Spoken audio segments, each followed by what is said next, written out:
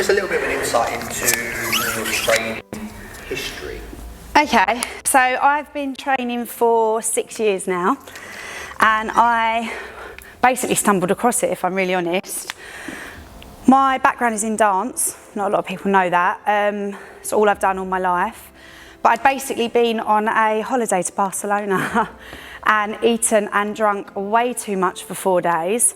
Had gone away with my brother-in-law and his girlfriend at the time, and I was like, it's time for me to fix up.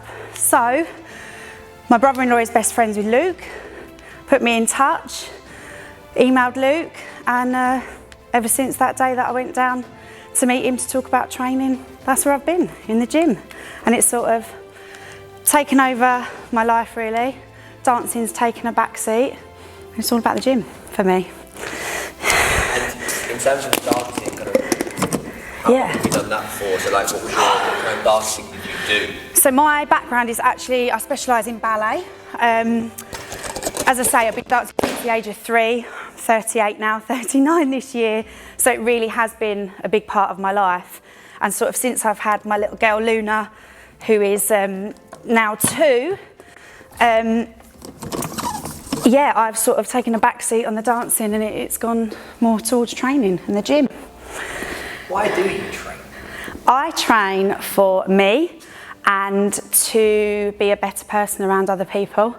It's my outlet. It's the one time of day, week, where I can just think about myself and focus on myself.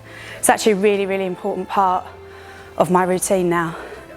And I get frustrated when it's not consistent, but I have to just deal with that at that time. But at the minute, training's pretty good and it's nice and consistent, so I'm in a really good place for me and for others. Do you find that that's become probably more important since having Luna? 100%. You have a baby, life does become all about them. And it's really important that I still remember who I am as a person as well. So there is an enjoyment to it as well? 100%. I love the feeling of the burn. I love, you know, the aches the next day. It's all part of it. And it, you know, it helps me just function, if I'm really honest. And what was the thing that kind of led you to join up to the ECA? So obviously, as I mentioned before, my background is in dance. That was a real passion of mine. And then slowly, the more that I did at the gym, the more I learned, you know, the more I became confident with what I was doing. I was like, this is actually a passion of mine, and I feel like the journey that I've been on, the ECA is the next step for me, you know, to coach people, to help them, because I came from nowhere. I had no training background, and anyone can do it. And I feel like I've got that something that, you know, I can help people, I can coach them. They can feel good about themselves. Yeah. Give us a bit of an insight into your role here. Okay, so I am T2FIT's Nutrition and Weight Management Advisor. I take our Hecquet appointments at the end of every month so people can track their progress. The Hecquet is our body composition machine. It does things like weight, skeletal muscle mass, body fat percentage. I do bespoke meal plans. And I also take our nutrition calls, which happen on Tuesday. So I've got contact with our members, our trialists. Yeah, and I love it. So nutrition for me, everyone knows food's important, but when I started training and started taking it quite seriously, I actually looked into my food, and I couldn't believe how much the food actually complemented my training. And it was actually for a friend's 30th birthday, we were going to Marbella, was probably in the best shape of my life. My training was consistent, my food was on point, and I was like, wow, you know, they're a marriage made in heaven. Get your food, get your training, you got what you want. Nice. So yeah. What qualification did you do? Who did you train with? So I did a qualification with T2FIT's, and it was a nutrition and weight management course, which has obviously given me the qualification that I've got now. But I actually did it all through COVID, so I got qualified in COVID. So yeah, busy time. It's a very busy time. Yeah, so I had Luna in the November of 2020. So yeah, it was busy. It was busy, but I wouldn't have changed it for the world.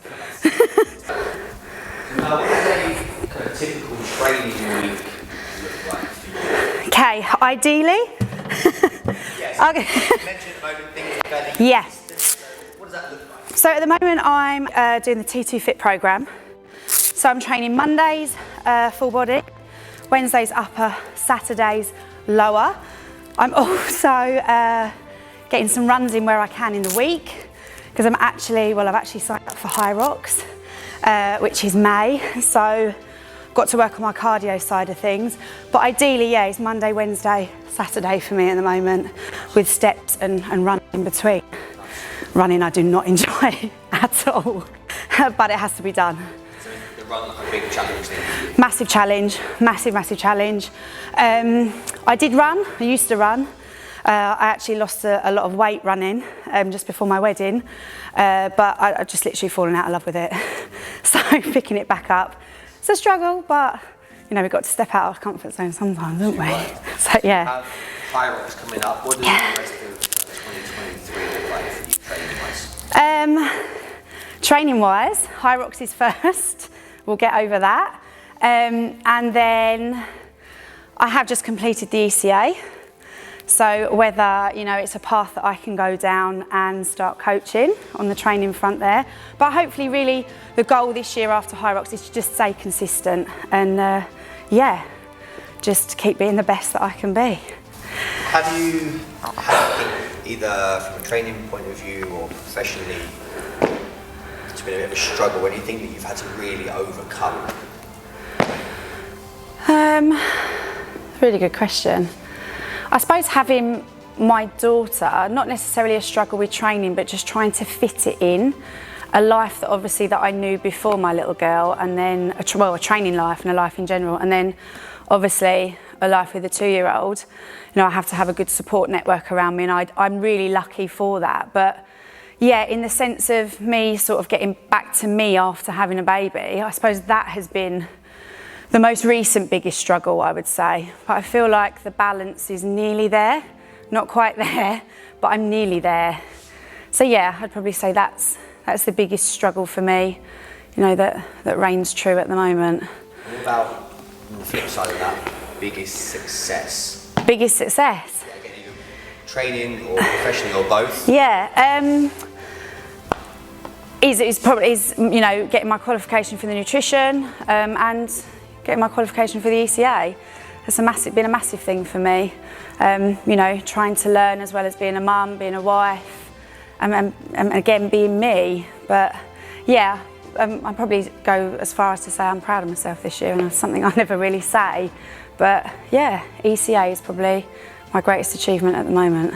So how do you find the time? Obviously, like you say, mum, wife, nutritionist, Yeah. that kind of stuff with the ECA, like, how did that work? So that you had a good support network around you? Support network is absolutely massive. Honestly, I have so many amazing family and friends around me that will help when they can.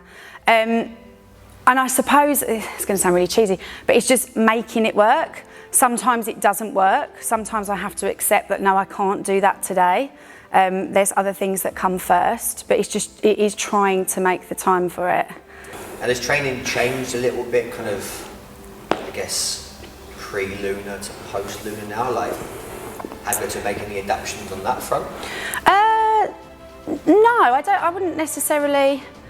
No, the training is still the same. The intensity is back now. Obviously, when I first had it, that was very different. But no, the training, you know, it is the same. As I say, it can be hit and miss, not as consistent as I would like.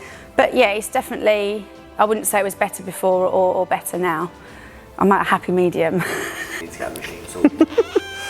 So, would you ever coach it? Is that the plan at some point after ECA? Who knows?